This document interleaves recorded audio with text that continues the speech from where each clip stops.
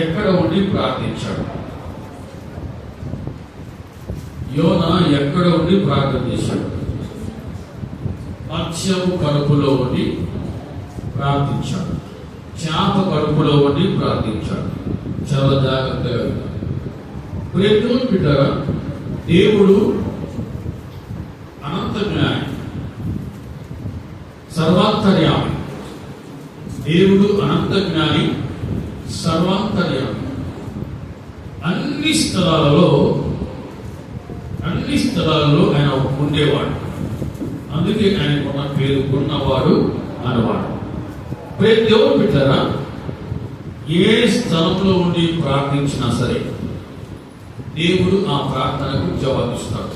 మీరు మీ ప్రజ్ఞ వారితో ఈ మాట్లాడు, దేవుడు నీ ప్రార్థనకు జవాబిచ్చునుగా. దేవుడు బిడ్డరా, ఆ మత్స్యం కడుపులో ఉండి యోనా యెహోవాను ఇలా ప్రార్థించాడు. సరే యోనా మత్స్య కడుపులో ఉన్నాడు, ప్రార్థన చేసి అనుకున్నాం. మరి మత్స్యం అంటే చేప ఎక్కడుంది? ఆ చేప ఎక్కడుంది? సముద్రంలో. యోనా చేప కడుపులో ఉన్నాడు, చేప సముద్రంలో.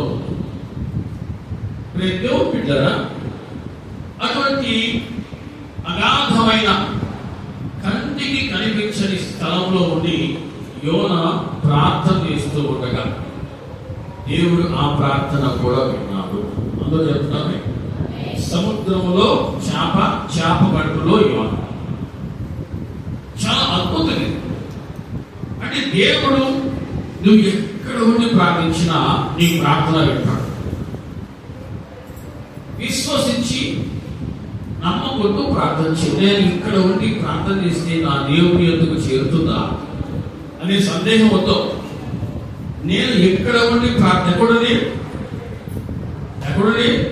చేప కడుపులో ఉండి నేను ప్రార్థన చేస్తే నా దేవుని యొద్దకు చేరుతుందా అనేటువంటి సందేహం లేకుండా, అల్ప విశ్వాసానికి చోటు లేకుండా విశ్వసించి ప్రార్థన చేశాడు.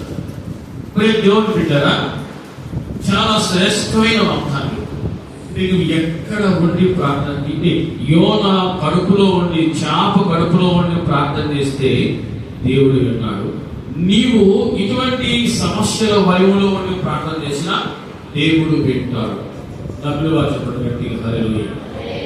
దేవుని బిడ్డరా, 1వ అధ్యాయంలో 17వ వచనం మనం చూస్తే, ఆ చేప యోనాను మృంగేసింది. చేప యోనాను మృంగేసింది. చాలా జాగ్రత్తగా అర్థం చేసుకోండి. చేప యోనాను మృంగేసింది. దానికి కూడా బలమైన కారణం ఉంది. దేవుని బిడ్డరా, యోనా దేవుని యొక్క మాటను ధిక్కరించడం, దేవుని చిత్తాన్ని తృణీకరించి తన ఇష్టాన్ని తన చిత్తాన్ని నెరవేర్చుకోవడం కోసం వెళుతూ ఉన్న క్రమంలో చేప అతని వెనకాలే బయలుదేరి యోనాను పట్టుకొని మింగేసింది. దేవుని బిడ్డరా, చాలా జాగ్రత్తగా చేప యోనాను మృంగివేసింది. అటువంటి టైంలో యోనాకు దిక్కెవరో? చేప యోనాను మృంగినప్పుడు, యోనా చేప కడుపులోకి వెళ్ళినప్పుడు యోనాకు దిక్కెవరు? దేవుని బిడ్డరా, దిక్కు లేని వారు చెప్పండి, దేవుడే దిక్కు. ఒక భక్తుడు అద్భుతమైన ప్రార్థన చేశాడు. దేవా, నీవే మాకు దిక్కు అని ప్రార్థించాడు. ఎవరు ఆ వ్యక్తి? యెహోషాపాతు. నీవే మాకు దిక్కు అని ప్రార్థించాడు. దేవుని బిడ్డరా, ఈ ప్రార్థన చాలా శ్రేష్టమైంది, విలువైంది. యోనా చేప కడుపులో నుండి ప్రార్థించాడు, దేవుడు జవాబిచ్చాడు. నువ్వు ఏ సమస్యలో నుండి ప్రార్థిస్తావో దేవుడు ఖచ్చితంగా నీ ప్రార్థనకు జవాబిస్తాడు. పొందుకోదుగా దేవుని బిడ్డరా, నువ్వు ప్రార్థించినప్పుడు దేవుడు వింటాడా? దేవునితో చేరుతుందా అనేటువంటి నెగిటివ్ ఆలోచనలు నీ జీవితంలోకి రాకుండా విశ్వసించి నువ్వు ఏ స్థలంలో ఉన్నా ఇటువంటి పరిస్థితుల మధ్యలో నువ్వు ఇరుక్కుపోయినా సరే ప్రార్థన చేయి. ఎందుకంటే సర్వాంతర్యామి అన్ని చోట్ల ఉండేవాడు ఖచ్చితంగా నీ ప్రార్థన వింటాడు, ఖచ్చితంగా నీ ప్రార్థన జవాబిస్తాడు. ఇక్కడ యోనా అంటున్నాడు, నేను ఉపద్రవములో ఉండి యెహోవాకు మనవి చేయగా, నేను ఉపద్రవములో ఉండి యెహోవాకు మనవి చేయగా ఆయన నాకు ప్రత్యుత్తరం ఇచ్చాడు. దేవుని బిడ్డరా, చాలా జాగ్రత్తగా దేవుని మాటను ధృవీకరించినందుకు, ధిక్కరించినందుకు, తన ఇష్టాన్ని తన చిత్తాన్ని నెరవేర్చుకోవడం కోసము తనకు ఇష్టమైన మార్గంలో వెళుతూ ఉన్న ఆ క్రమంలో ఒక్కసారి మాత్రమే ఆ చేప యోనాను ప్రవేశించింది. చాలా జాగ్రత్తగా మన జీవితంలో అనేకమైన సమస్యలు వస్తూ ఉంటాయి, శ్రమలు వస్తూ ఉంటాయి, కష్టాలు వస్తూ ఉంటాయి, ఇరుకు ఇబ్బందులు వస్తూ ఉంటాయి. ప్రతి దానికి కూడా దేవుని బిడ్డరా మనము ఖచ్చితంగా పరీక్షించుకోవాలి. నాకు నా జీవితంలో ఇటువంటి శ్రమ ఎందుకు వచ్చింది, నాకు నా జీవితంలో నా కుటుంబంలో ఇటువంటి శ్రమ ఎందుకు వచ్చింది, నేను ఒకవేళ దేవుని చిత్తానికి విరుద్ధంగా నాకు నచ్చిన మార్గంలో నేను వెళుతూ ఉన్నాను, ఆ క్రమంలో ఈ చేప వంటి శ్రమ వచ్చి నన్ను నా కుటుంబాన్ని గురిగేసే విధంగా ఉందా, పట్టుకునే విధంగా ఉందా అని దేవుని బిడ్డల ఆలోచన, ఆ గ్రహింపు కలిగి ఉంటారు. యోనా ఒకసారి తాను చేసిన ఆ తప్పుకు దేవుని బిడ్డల మృంగి వేయబడ్డాడు. అలా కలిసి దేవుడు యోనాను విడిచిపెట్టాడు. శ్రమలకు అప్పగించి దేవుడు యోనాను విడిచిపెట్టలో మర్చిపోలా. దేవుడు ప్రేమాస్వరూపి కాబట్టి ఎవరైతే తిరిగి వస్తారో వారిని ప్రేమతో చెప్పండి చేర్చుకునేవాడు. కాబట్టి దేవుని బిడ్డలు, సముద్రములో చేప ఉన్నా సరే, చేప గడుపులో యోనా ఉన్నా సరే, ఆ చేప గడుపులో ఉండి యోనా ప్రార్థిస్తూ ఉంటే ఆ ప్రార్థన దేవదేవుని సన్నిధికి చేరింది. అర్థమైందని వాళ్ళు చెప్పండి. హల్లెలూయా. ఈరోజు నీవు కూడా దేవుని బిడ్డలు, నీవు ఈ సమస్య ఎందుకు వచ్చింది, నాకు ఈ శ్రమ ఎందుకు వచ్చింది, ఈ శోధన ఎందుకు వచ్చింది, ఈ ఇబ్బంది ఎందుకు వచ్చింది అనేటువంటి గ్రహింపు కలిగి, ఆలోచన కలిగి దేవుని బిడ్డరా, దేవుని సన్నిధిలో యోనా వారి ప్రార్థన చేస్తే నువ్వు ఏ స్థితిలో నువ్వు బంధించబడి ఉన్నా సరే, నా దేవుడు నిన్ను విడిపించుటకు తప్పించుటకు ఆయన సమర్థుడు. మీరు మీ ప్రకటన వారికి మాట చెప్పండి, మన దేవుడు సమర్థుడు. దేవుని బిడ్డరు, యోనా స్థితిగల కడుపులో ఉండి ప్రార్థన చేస్తే దేవుడు విన్నాడు. నువ్వు సమస్యలో ఉండి ప్రార్థన చేయి, శోధనలో ఉన్నా సరే నువ్వు ప్రార్థన చేయి, ఇరుగు ఇబ్బందుల్లో ఉన్నా నువ్వు ప్రార్థన చేయి, నిందలో ఉన్నా సరే నువ్వు ప్రార్థన చేయి. నా దేవుడు వాటన్నిటి నుంచి నేను తప్పించుటకు ఆయన సమర్థుడు. దేవుని బిడ్డరు, మొదటి యోహాను పత్రిక 4వ అధ్యాయంలో ఒక మాట, చక్కటి మాట ఉంది. 4వ అధ్యాయంలో 4వ వచనం, చిన్న పిల్లలారా మీరు దేవుని సంబంధులు, మీలో ఉన్నవాడు లోకములో ఉన్నవాడి కంటే గొప్పవాడు. మీలో ఉన్నవాడు లోకములో ఉన్నవాడి కంటే గొప్పవాడు. మీరు ఏ ప్రాంతంలో ఉన్నా, ఎటువంటి పరిస్థితుల్లో ఉన్నా సరే, దేవుని బిడ్డలు, ఆ పరిస్థితుల మధ్యలో ఉండి నువ్వు ప్రార్థన చేసినా దేవుడు ఖచ్చితంగా వెళ్తాడు. కారణం సార్, ఆయన మీలో ఉన్నాడు, ఆయన మీలో ఉన్నాడు, మీతో ఉన్నాడు, మీతో ఉన్నాడు, మీలో ఉన్నాడు. కాబట్టి దేవుని బిడ్డలు, మన కంటి ముందు ఉన్న సమస్య కంటే మనలో ఉన్న దేవుడు గొప్పవాడు అని విశ్వసించి దేవుడి దగ్గర ప్రార్థన చేస్తే ఖచ్చితంగా నీకున్న సమస్య నుంచి నిన్ను యోనాను విడిపించే రీతిగా నిన్ను విడిపిస్తాడు, నిన్ను తప్పిస్తాడు, తప్పించబడదు గాక. దేవుని బిడ్డరా, నేను ఉపద్రవములో ఉండి యెహోవాకు మనవి చేయగా. సముద్రంలో ఏముంటుంది, సముద్రంలో ఏముంటుంది? దేవుని బిడ్డరా, సముద్రం గురించి మీరు జాగ్రత్తగా మీరు స్టడీ చేయండి, వెళ్తారు, ఆలోచన చేయండి. దేవుని బిడ్డ, సముద్రం ఎంత తరంగాలతో ఎంత పొంగుతో ఉంటుందో చూడండి. అటువంటి ప్రదేశంలో ఇరుకున పడి బయటికి రాలేని స్థితిలో ఉండి, ఎవరికి కనబడని స్థితిలో ఉండి, అటువంటి స్థితిలో యోనా చేసిన ప్రార్థన అది ఎంత శ్రేష్టమైన అర్థం చేస్తుంది. అటువంటి స్థితిలో ఉండి ప్రార్థన చేశాడు యోనా. అది విశ్వాసం. నా దేవుడు ఈ ప్రదేశం నుంచి కూడా, ఈ ప్రాంతం నుంచి కూడా, ఈ సమస్య నుంచి కూడా నన్ను తప్పించుటకు నా దేవుడు సమర్థుడు అని విశ్వసించి ప్రార్థన చేశాడు. చెప్పండి, చేప కడుపులోకి మనిషి వెళ్తే మనిషి ఖచ్చితంగా చచ్చిపోతాడు. ఎందుకు? మనిషి ఎందుకు చచ్చిపోతాడు? అక్కడ ఊపిరాడక, ఆక్సిజన్ ఉన్నది, ఊపిరాడక అంటే ముగ్గురు పిక్కిరి అయ్యేటువంటి పరిస్థితుల మధ్యలో ఉన్నాడు యోనా.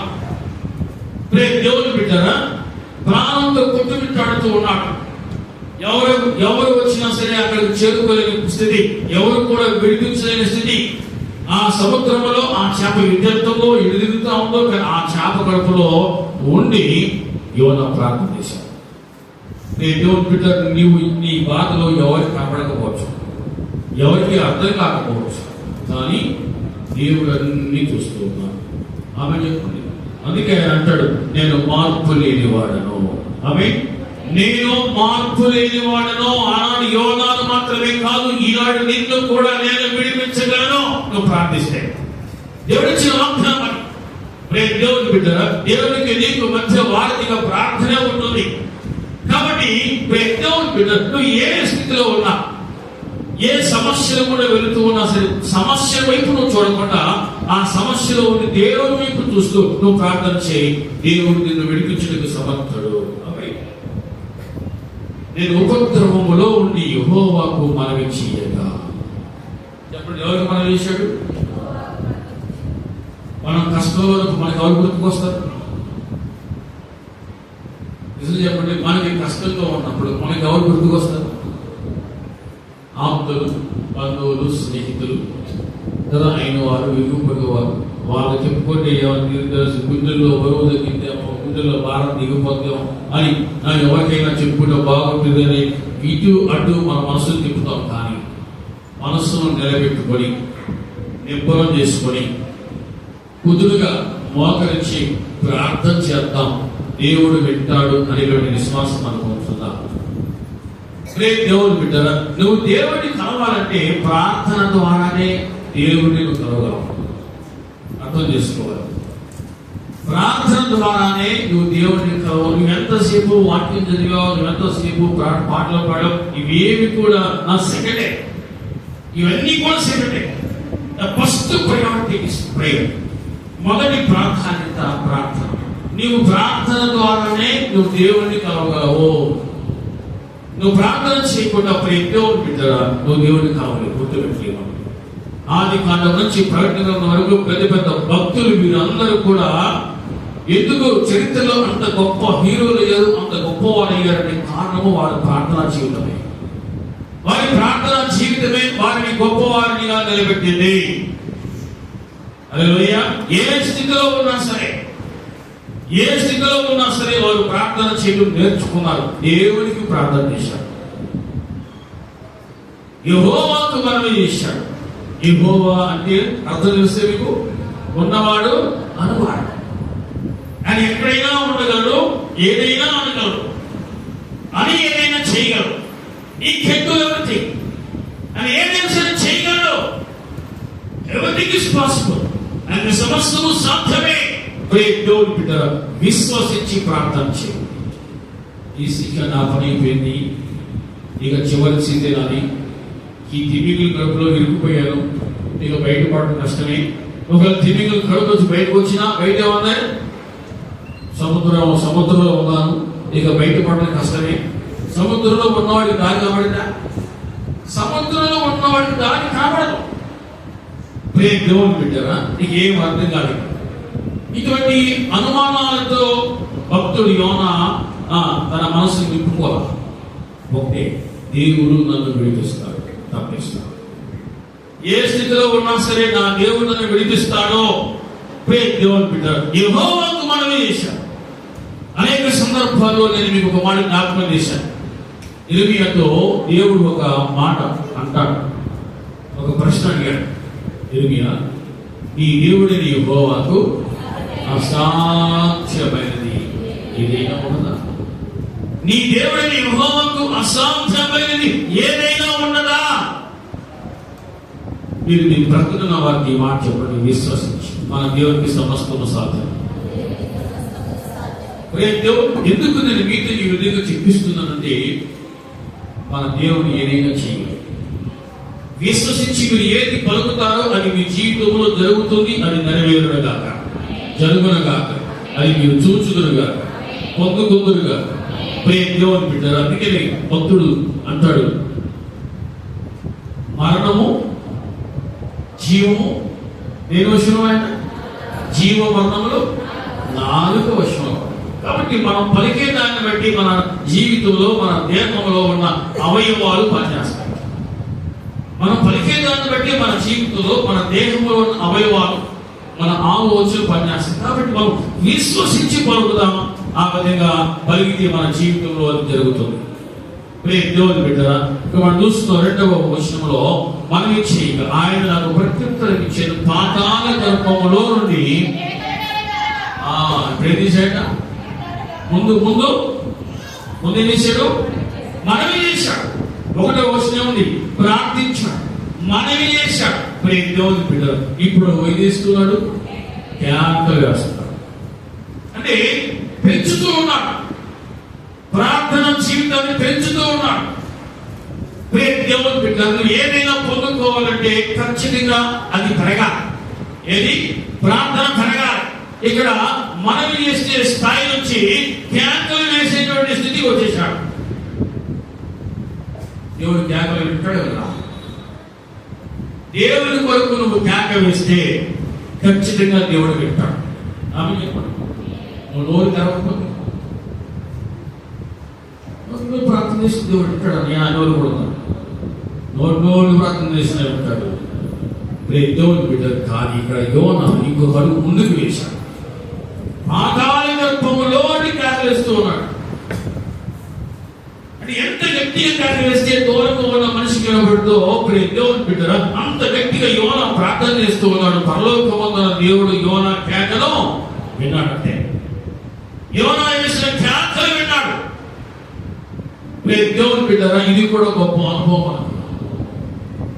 ప్రార్థన చేయటం, ప్రార్థన పెంచుకోవడం, విశ్వసించి ప్రార్థన చేయడం, విశ్వాస పరిమాణాన్ని పెంచుకోవడం, మనకున్న సమస్య కంటే ఎక్కువగా ప్రార్థన చేయడం, ఇవి మనం నేర్చుకోవాలి, పెంచుకోవాలి. అప్పుడే మనం ఏదైనా సాధించగలమో అర్థమైంది అన్న వాళ్ళు చెప్తున్నారు. హల్లెలూయా. ఎక్కడో ప్రార్థన చేశాడ? పాతాళ గర్భములో ఉండి చేప కడుపులో ఎంత వెలుతురు ఉంటుందో. వెలుతురు చేప కడుపులో వెలుతురుంటుందా? పోని పరిమళ వాసన ఏమంటుందా? లోపల అంత నాచు, లోపల అంత పాచి, చీకటి, పాతాళం, అంధకారం. అటువంటి సిచ్యువేషన్ లో ఉండి ఇప్పుడు దేవుని బిడ్డరా, ఇక నా పని అయిపోయింది అనుకోరా. మరి ఎక్కువగా శక్తిని కూడగట్టుకొని ప్రార్థన చేశాడు. ఆమె చెప్పండి, మరి ఎక్కువగా శక్తిని కూడగట్టుకొని ప్రార్థన చేశాడు. నేను కేకలు వేయగా గొప్ప సాక్షిని. దేవుని బిడ్డరా, నీవు నా ప్రార్థనను అంగీకరించి ఉన్నావు. దేవుని కృప బట్టి అంత భయంకరమైన కష్టాలు మనకి రాదు. ఒకవేళ చిన్న చిన్న కష్టాలు మానవ జీవితంలో వస్తూ ఉంటే పోతా ఉంటాయి. కొన్ని కష్టాలు, కొన్ని శ్రమలు, కొన్ని మన క్రియలను బట్టి వస్తూ ఉంటాయి, మన పనులను బట్టి వస్తూ ఉంటాయి. కొన్ని మానవ జీవితంలో వచ్చే ఉన్నాయి, కానీ కొన్ని మన స్వయంకృత అపరాధాలను బట్టి కూడా వచ్చేవి కూడా ఉంటాయి. ఇక్కడ యోనా కూడా ఒక రకంగా చెప్పాలంటే స్వయంకృత అపరాధమే. ఈ శ్రమలకు, ఈ కష్టాలకు, ఈ బాధలకు తాను తీసుకున్న ఒక నిర్ణయము తన జీవితంలోకి శ్రమలను తలుపు తెరిచి ఆహ్వానించడం తీసుకున్నాడు. మన జీవితంలో కూడా కొన్ని సమస్యలు మనమే తలుపులు తెరిచి మనమే కుటుంబంలోకి ఆహ్వానించుకునేటువంటి పరిస్థితులు, కొన్ని సందర్భాల్లో మనం ఉంటూ ఉన్నాం. జాగ్రత్తగా ఉండాలి. శ్రమలు వచ్చి ఏం చేస్తాయి? యోనాన్ని మింగేసినట్టుగా మనిషిని మింగేస్తాయి. శ్రమలు మనుషుల కుటుంబాలు మింగేస్తాయి. జాగ్రత్త. తలుపులు తీయొద్దా? తలుపులు తీయకుండా ఉండాలంటే అటువంటి యోనాలు అటువంటి నిర్ణయాలు తీసుకోకూడదు. కానీ మంచి మంచి నిర్ణయాలు, దేవుని వాక్యానుసారంగా, దేవుని చిత్త ప్రకారంగా నువ్వు ఏది తీసుకున్నది అది నీ జీవితానికి మేలుకరంగా ఉంటుంది. ఉండరుగా దేవుని బిడ్డరా, కేకలు వేశాడు. అంటే ప్రార్థన స్థాయిని పెంచాడు. దేవుడు బిడ్డరా, ఈరోజు నీవు ఆ విధంగా నీ ప్రార్థన జీవితాన్ని నువ్వు పెంచుకుంటూ ఉంటే ఖచ్చితంగా you can reach what is impossible. నీ జీవితం ఏది అసాధ్యం అనుకుంటావో నీవు దానిని చేరుకునే విధంగా దేవుడే నీకు సహాయం చేస్తాడు. నువ్వు ఖచ్చితంగా అవుతూ ప్రార్థన చేయి. దేవుని బిడ్డ అన్నా, నేను చాలాసార్లు అనేక విధాలుగా ప్రార్థన చేసుకుంటున్నాను, కానీ నా జీవితంలో దేవుడు ఎప్పుడు ప్రార్థన వింటాడు, అసలు ప్రార్థన వింటాడే నమ్మకం కూడా నాకు కావట్లేదన్నా, నా పరిస్థితి అట్లా ఉన్నాయి అనుకునేవాళ్ళు అనేవాళ్ళు కూడా ఉన్నారు.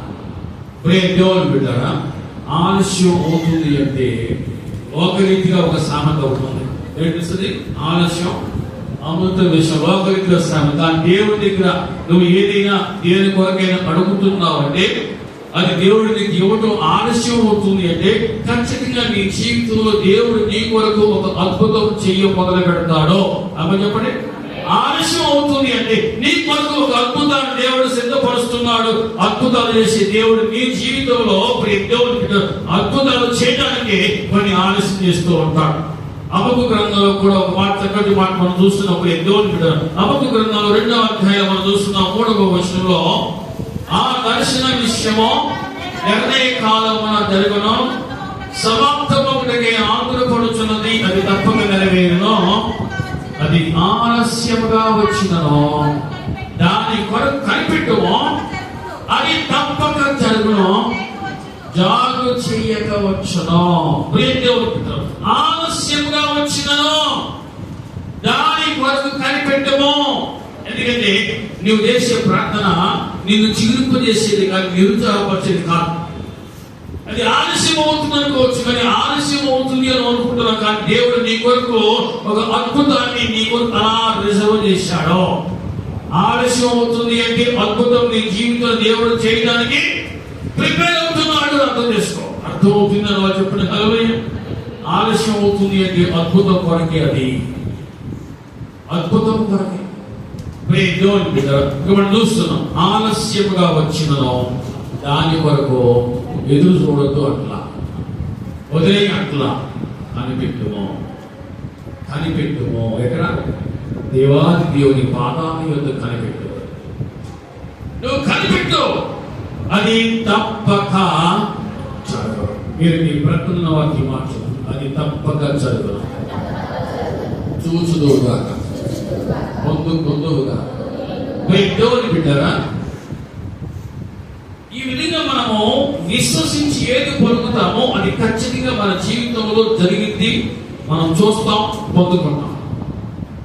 ఆలస్యంగా వచ్చిన నీవు నీ ప్రార్థన విడిచిపెట్టద్దు, కానీ నీ ప్రార్థన పెంచు. ఆలస్యం అవుతూ ఉన్న కొలది విశ్వాసాన్ని విడిచిపెట్టదు, కానీ విశ్వాస పరిమాణాన్ని పెంచుకో. ఎందుకంటే దేవుడు నీ కొరకు అద్భుతం చేయడానికి అలా వేచి ఉన్నాడు. అద్భుతం. నేను నా కన్నులతో నేను ఇలా చూస్తానని ఎప్పుడు అనుకోలేదు, కలలో కూడా అనుకోలేదని నీ నోటితో నీవే సాక్ష్యం ఇస్తావు.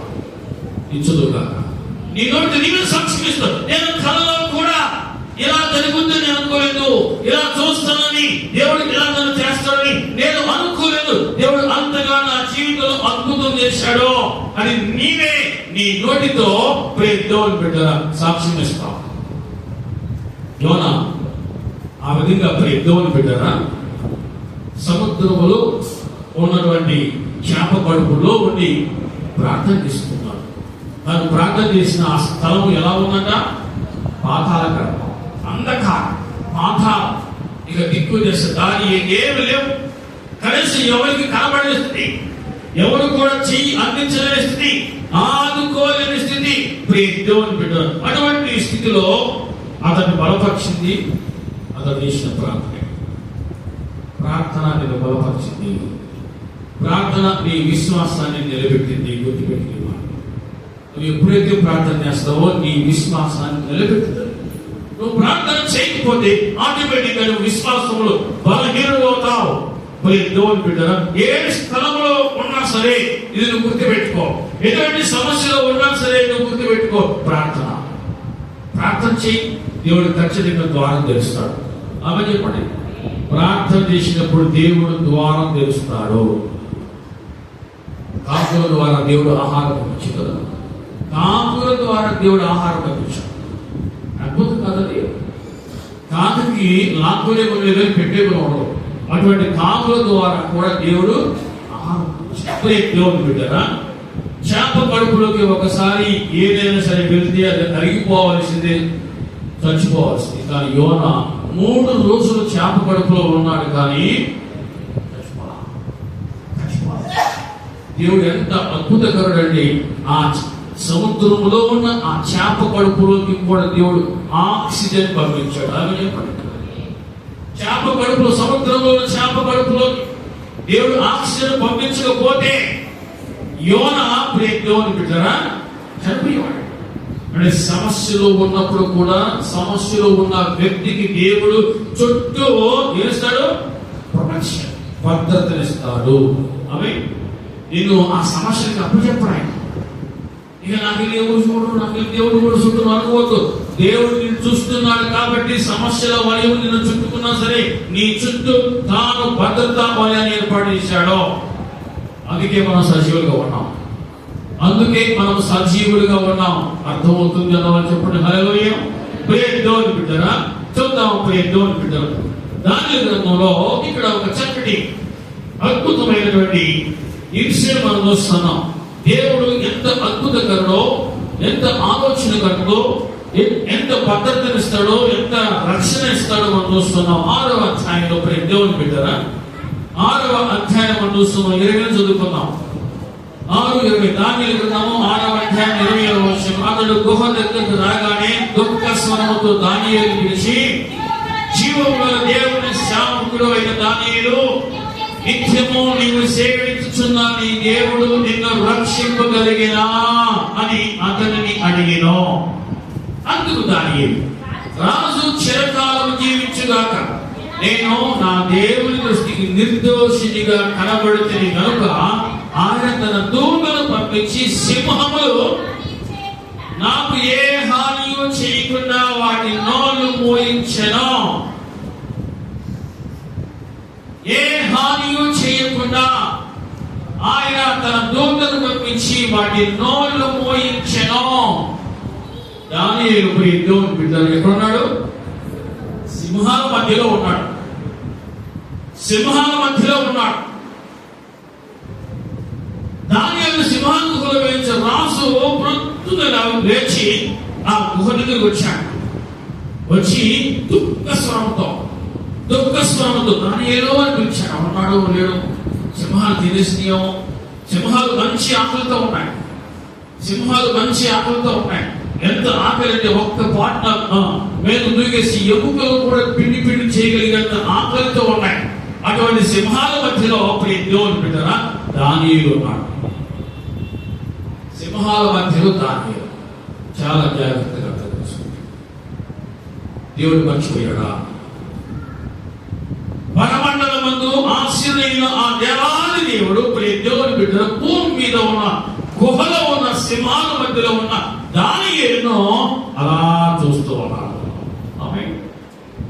దానియేలు చూసిన దేవుడు నిన్ను చూచునుగా, దానియేలు దర్శించిన దేవుడు నిన్ను కూడా దర్శించునుగా. దేవుని బిడ్డ, దానియేలు సింహాల మధ్యలో ఉన్నా సరే సింహాలు దానియేలు జోలికి వెళ్ళాలి. దానియేలు కలిసి టచ్ కూడా తీశాడు. ఎందుకు తెలుసా? ఎందుకు? దానియేలుకు సింహాలకు మధ్య ఆయన దూత అలా అడ్డుగా నిలబడి ఉండడం చూస్తా ఉన్నాం. ఆయన దూతను పంపించాడు. ఆ దూత వచ్చి సింహాలకు దేవుని బిడ్డ దానియేలుకు మధ్య నిలబడితే సింహాలు ఏమైనా చేయగలుగుతాయా? దేవుని సెలవు లేక, దేవుని ఆజ్ఞ లేకుండా సింహాలు కూడా ఏమి చెయ్యవో. దేవుని బిడ్డనా దానియేలు దేవుని బిడ్డ సింహాలకు భయపడేది, కానీ దేవునికి మాత్రమే భయపడ్డాడంటే. ప్రార్థన చేస్తే సింహాల గుహలో వేస్తా ఉన్నారు. సరే వీళ్ళు సింహాల గుహలో వేసిన పర్లేదు, కానీ ప్రార్థన చేయకపోతే దేవుడు నరకలో వేస్తా ఉంటున్నాడు. కాబట్టి సింహాల కంటే నరకమే ప్రమాదకరమో అని దానియేలు దేవుని బిడ్డరా ప్రార్థన చేయకుండా సింహాల గుహలోకి వెళ్ళడానికి కూడా ఇష్టపడ్డాడు, కానీ ప్రార్థన చేయడం మాత్రం మానలేదు.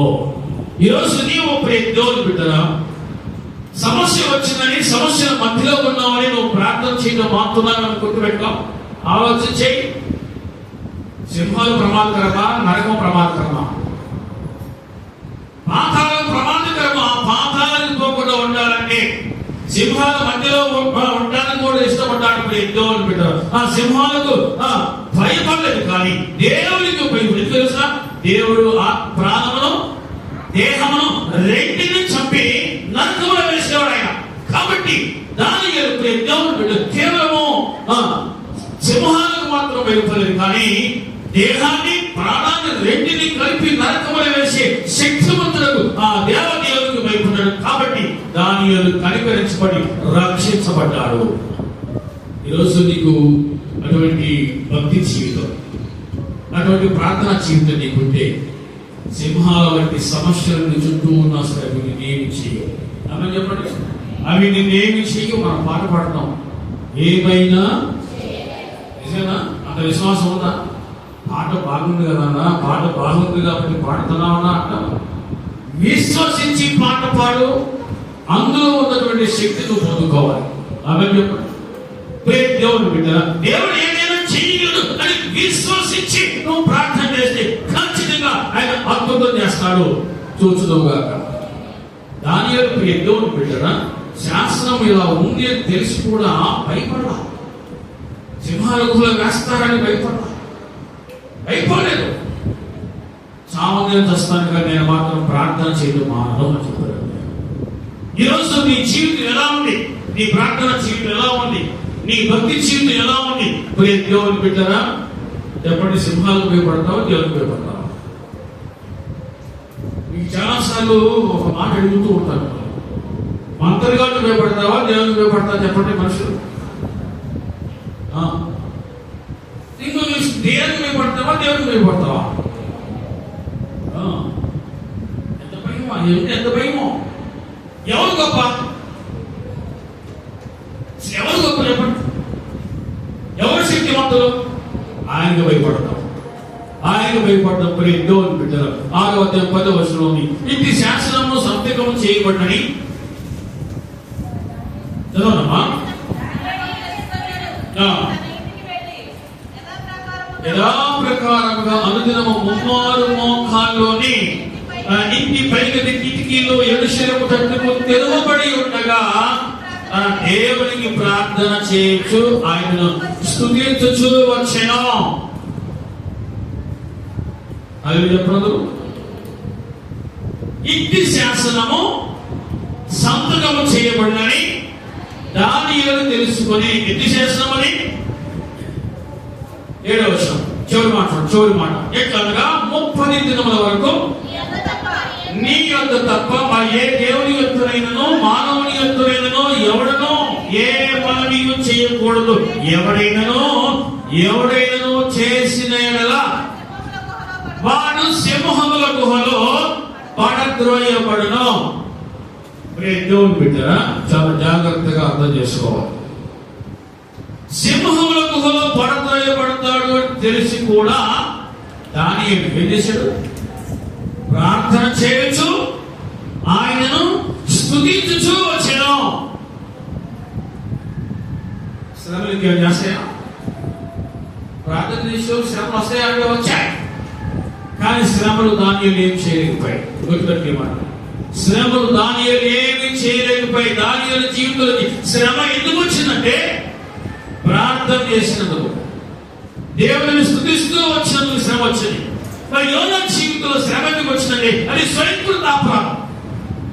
దేవుని బిడ్డరా, ఈ రెండింటిని మనం ఎప్పటికప్పుడు బేరీజ్ వేసుకోవాలి. మన జీవితంలో ఏదైనా శ్రమ వచ్చింది అంటే ప్రార్థన చేసినందుగా, ప్రార్థన చేయనందుగా. గుర్తుపెట్టే మాట, దేవునికి సమీపంగా ఉన్నందుకు శ్రమ వచ్చిందా, దేవునికి దూరంగా వెళుతూ ఉన్నందుకు శ్రమ వచ్చిందా అనేది ఎవరికి వారు ఖచ్చితంగా పరిశీలించుకోవాలి.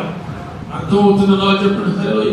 నేను చాలాసార్లు ఒక మాట మీకు చెప్తూ ఉంటాను, మనం నిన్నటి వారమే, రేపటి వారంతా. రేపేమి సంభవించునో ఎవరికి తెలియదు. మనకి అంత జ్ఞానం లేదు. మనం చాలా జ్ఞానవంతులు అనుకున్నాం, కానీ రేపేమి సంభవించిందని తెలుసా? అప్పుడు జ్ఞానం నీకు ఉన్నట్టు, ఇది తెలిసే జ్ఞానం ఉన్నట్టు. మీకు ఉన్నది లిమిటెడ్ నాలెడ్జ్ అంతే. అన్లిమిటెడ్ నాలెడ్జ్ ఎవరికి లేదు. దేవుని బిడ్డరా, అందుకే మీకు జ్ఞాపకం చేస్తున్నా, శ్రమ మన జీవితంలోకి వచ్చింది అంటే ప్రార్థన చేసినందుగా, ప్రార్థన చేయనందుగా. మన జీవితంలోకి శ్రమ వచ్చింది అంటే దేవునికి సమీపంగా ఉన్నందుగా, దేవునికి దూరంగా వెళుతున్నందుగా. ఎందుకు నా జీవితంలోకి, నా కుటుంబంలోకి ఈ సమస్య వచ్చింది అని ఎవరికి వారు ప్రతిదినం కూడా ఆలోచన చేస్తూ దేవునికి భయపడుతూ ఉన్నారు. సరి చేసుకోవాలి. అవసరమైతే ఏదైనా ఉంటే సరి చేసుకోవాల్సి ఉంటే సరి చేసుకోవాలి. ఏదైనా దేహంలో ప్రాణం ఉన్నప్పుడు నువ్వు చేస్తావు, ప్రాణం పోయిన తర్వాత లభోదీమానం వల్ల ప్రాణం రాదు, గుర్తు పెట్టుకో. కాబట్టి దేవుని బిడ్డ, దీపం ఉండగానే ఇల్లు చక్కబెట్టు. దానియేలు ప్రార్థన చేస్తున్నందుకు శ్రమ వచ్చింది. సింహాల చుట్టూ ఉన్న సరే దానియేలు ఏమి చేయలేకపోయాడు. దానియేలు ఏమి చేయలేకపోయినాయి. దానియేలు గురించి రాజు ఇచ్చిన అద్భుతమైన సాక్ష్యం 6వ అధ్యాయంలో దేవుని బిడ్డ 20వ వచనం. అతడు గుహ దగ్గరకు రాగానే దుఃఖ స్వరంతో దానియేలు పిలిచి, జీవము గల దేవుని సేవకుడు అయిన దానియేలు, నిత్యము నీవు సేవించుచున్న నీ దేవుడు నిన్ను రక్షింపగలిగిన. కానీ ఏం చేశాడ? ఏం చేస్తున్నాడు దానియేలు? నిత్యము దేవుడిని సేవించేటువంటి అనుభవం దానియేలుకు ఉంది. చాలా జాగ్రత్తగా అర్థం చేసుకోవాలి. ఒక రాజు ఇచ్చిన సాక్ష్యం ఇది. దానియేలు ఏమని సంపాదించాడు? జీవము గల దేవుని సేవకుడు అయిన దానియేలు, నిత్యము నీవు సేవించుచున్న నీ దేవుడు నిన్ను రక్షింపగలిగిన. చెప్పండి, నిత్యము సేవిస్తే దేవుడు రక్షిస్తాడా లేదా? చెప్పాలి. దేవుడు రక్షిస్తాడు. మీరు నీ ప్రకటన వారికి మాట చెప్పండి, దేవుడు నిన్ను రక్షిస్తాడు. నువ్వేం చేయాలి? నువ్వేం చేయాలి? ఆయన సేవించు, ఆయన సేవించు. నిత్యము ఆయన సేవించు. కుదిరినప్పుడు కాదు, కుదిరినప్పుడు కాదు. దేవుని బిడ్డ, నిత్యము ఆయన సేవించు. నీ చుట్టూ సింహం లాంటి మనుషులున్నా, సింహం లాంటి సమస్యలున్నా సరే అవి నిన్ను ఏమి చెయ్యవు, చెయ్యలేవు. ఆమేన్. యోనా దేవుని మాట ధిక్కరించి తనకు నచ్చిన మార్గంలో వెళ్తున్నాడు. తనకు నచ్చిన మార్గంలో వెళుతున్నాడని దేవుడు కోపగించుకొని యోనాను మర్చిపోయాడా అంటే మర్చిపోలా. శ్రమలకు అప్పగించాడు కానీ చంపలా. యోనా బుద్ధి తెచ్చుకున్నాడు, జ్ఞానం తెచ్చుకున్నాడు. నేను ఈ తప్పు చేసినందుకే ఎంత సమస్య వచ్చింది అని తెలుసుకున్నాడు. రియలైజ్ అయ్యాడు. రియలైజ్ అయిన వెంటనే తాను ఎక్కడ ఉన్నాడో అక్కడే వాడిని ప్రార్థన చేయడం మొదలెట్టాడు. ఆమె చెప్పండి, అది గ్రహింపు ఉన్నవారు చేసే పని. ఇక ఉదయాన్ని కఠిన తీసుకున్న వాడికి కదా ఎవరు చెప్పలేరు, ఆ వ్యక్తికి ఎవరు బోధించలేరు. దాన్ని ఏ విధంగా అయితే ప్రార్థన చేశాడో, దేవుని చిత్తానికి ఏ విధంగా లోపడ్డాడో, దేవునికి ఏ విధంగా భయపడ్డాడో ఆ విధంగా దానియేలు తప్పించబడ్డాడు, రక్షించబడ్డాడు. యోనా బిడ్డరా దేవుని చిత్తానికి విరుద్ధంగా వెళ్ళాడు. అలాగని దేవుడు యోనాను శ్రమలకు అప్పగించి విడిచిపెట్టాడు కానీ తిరిగి వస్తాడు అని అవకాశం ఇచ్చాడు. యోనా తప్పు తెలుసుకొని గ్రహింపు వచ్చేసరికి యోనా ఎక్కడున్నాడు? అందుకే మీకు చాలాసార్లు ఏం చెప్పారమ్మా? బైబిల్ చదవండి. ఆమె చెప్పండి, బైబిల్ చదువుతుంది. యోనా గ్రంథంలో గ్రహింపు వచ్చేసరికి, బుద్ధి వచ్చేసరికి తాను ఎక్కడున్నాడు, ఎటువంటి పరిస్థితుల మధ్యలో ఉన్నాడండి. 1వ అధ్యాయంలో 12వ వచనం. యోనా గ్రంథము 1:12. నన్ను బట్టియే ఈ గొప్ప తుఫాను నీ మీదికి వచ్చెను.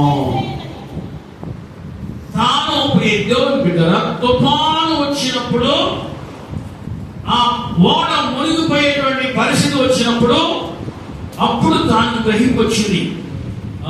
ఇంత పెద్ద తుఫాను వచ్చిందంటే ఇది నన్ను బట్టే. ఏమన్నాడు?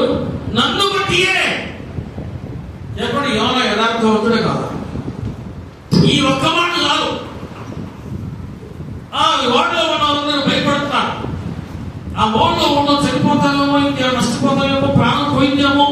ఇదే ఆత్మ సేవను భయపడుతూ ఉన్నారు. దేవుని బిడ్డరా, అటువంటి టైంలో యోన అనే ఓడలో ఉన్నాడు. ఈ తుఫాను ఎందుకు వచ్చిందో యోనకు అర్థమైపోయింది. ఈ సమస్య ఎందుకు వచ్చిందో యోనకు అర్థమైపోయింది. దేవుని బిడ్డరా, తాను ఎంత యథార్థంగా ఉన్నాడో చూడండి. అంతమందిలో కూడా వారంతా చూడండి, ఇక్కడ 7వ వచనంలో అంతలో ఓడవారు ఎవరిని బట్టి ఇంత కీడు మనకు సంభవించినది తెలియచేయటకై మనము చీట్లు వేద్దాం రెండని ఒకరితో ఒకరు చెప్పుకొని చీట్లు వేయగా చీటి యోనా మీదికి వచ్చినాం. చీట్లు వేసాడు. అసలు ఇంత పెద్ద తుఫాన్ ఎందుకు వచ్చింది, ఇంత పెద్ద సమస్య ఎందుకు వచ్చింది, అసలు ఏంటి, దీనికి కారణం ఎవరు అని అందరి పేరు రాసి చీట్లు వేశాడు. చీట్లు వేస్తే ఆ చీటి పేరు యోనా పేరు వచ్చింది. యోనా తెగబడచ్చుగా, తప్పు దాచిపెట్టుకొని నా పేరు చీటి ఎవరేమన్నారు అని తెగబడచ్చు కదా. వారి మీద తెగబడి వారి మీద ఫైట్ చేయొచ్చుగా. మీకు వేసిన చీట్లు తప్పు, అసలు ఈ చీటి ఏంటి, నా పేరు కట్టవేంటి, ఎవరు మీరు అనొచ్చు. కానీ యోనా అనలేదు. తన హృదయము దేవుని బిడ్డరా లోపల గద్దింపు మొదలైంది. యోనా అంటున్నాడు, నన్ను బట్టి ఈ గొప్ప తుఫాను ఈ మీదకి వచ్చింది. నన్ను బట్టి గ్రహింపు వచ్చింది. గ్రహింపు వచ్చింది. కన్ను తెలిసే లోపల దేవుని బిడ్డరా యోనా ఎక్కడండి సార్ చేప కడుపులో వెళ్తాడు. నన్ను తీసి అందులో వేసాడు. యోనా చూడండి, నన్ను ఎత్తి సముద్రంలో పడవేయండి. ఇది జీవితం అంటే యథార్థత. తప్పుని కప్పిపుచ్చుకుంటే సముద్రంలో పడేయన్నాడు. ఒప్పుకున్నాడు. ఒప్పుకొని విడిచిపెట్టేవాడు కనికరమ పొందుకున్నాను. ఆమె చెప్పండి, దేవుడు ఎక్కడ చూసాడు యోనాని? నువ్వు కావాలి నాకు, నేను సంపడినాను అంతే. ఒకవేళ బహుశా అక్కడ కూడా ఆ సిచ్యువేషన్ లో డిస్కషన్ జరుగుతున్నప్పుడు యోనా వాడి మీద తిరుగుబాటు చేసి అసలు ఎవరు మీరు నా పేరు వాడి మీద వేసి అంటే ఇదంతా దేవుడు చూసేవాడే. కానీ యోనా దేవుని బిడ్డన తనలో ఉన్నటువంటి గట్టింపుకు లోబడి లోపల దేవుడు ఎక్కడ గట్టిస్తా ఉంటాయి. ప్రతి మనిషి తప్పు చేసినప్పుడు చెప్పండి గట్టింపు వస్తే యోనా నన్ను బట్టే ఈ తుఫాను వచ్చింది ఒప్పుకున్నాడు. ఏమంటున్నాడు? ఈ నన్ను సముద్రంలో ఎత్తిపడాడు. ఆ మనస్సును ఆ మాటను దేవుడు చూశాడు, విన్నాడు.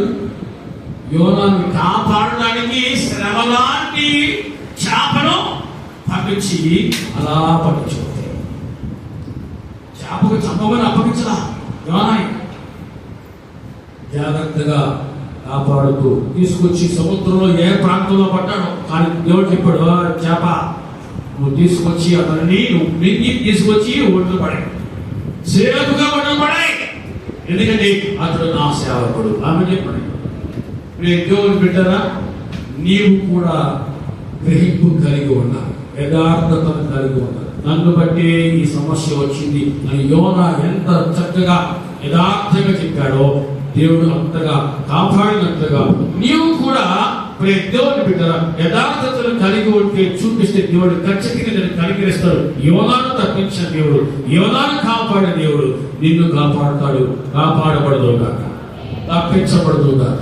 గుర్తుపెట్టుకో, నువ్వు ఎప్పుడైతే దారి తప్పుతున్నావో వెనకాలే నిన్ను పట్టుకోవడానికి బయలుదేరింది. గుర్తుపెట్టి మాట వెనకాలే బయలుదేరింది. ఏంటిది? శ్రమ లాంటి చేప, సింహం వెనకాల బయలుదేరుతాయి. అలా కలిసి దేవుడు నిన్ను వాటికి అప్పగించి నిన్ను విడిచిపెట్టలే కానీ జ్ఞానం తెప్పించడానికి, బుద్ధిని తెప్పించడానికి దేవుని బిడ్డరా దేవుడు నిన్ను ఆ విధంగా ప్రొటెక్షన్లో ఉంచుతాడు, భద్రతలో ఉంచుతాడు. చాలా జాగ్రత్తగా ఉండండి, చాలా జాగ్రత్తగా అర్థం చేసుకోండి. యోనా పాతాళ గర్భంలో నీవు ప్రార్థన చేసినా సరే దేవుడు యోనా ప్రార్థన విన్నాడు. నీవు కూడా యథార్థంగా వాటి ప్రార్థన చేయి. ఏ ప్రాంతంలో ఉన్నా, ఏ స్థలంలో ఉన్నా, పొలంలో ఉన్నా సరే, ఏదైనా అప్పుల్లో ఉన్నానయ్యా, ఆర్థిక సమస్యలో ఉన్నాను, అనారోగ్య సమస్యలో ఉన్నాను, ఎవరికి చెప్పుకోలేని బాధలో ఉన్నానయ్యా అని ప్రార్థన చేయి. దేవుడు ఖచ్చితంగా నేను తప్పించి సంరక్షించి నిన్ను కాపాడి నిన్ను విడిపిస్తాడు. విడిపించబడదుగాక. ప్రార్థన చేసుకుందామా? ప్రార్థన చేసుకుందామా? ప్రార్థన చేస్తాం.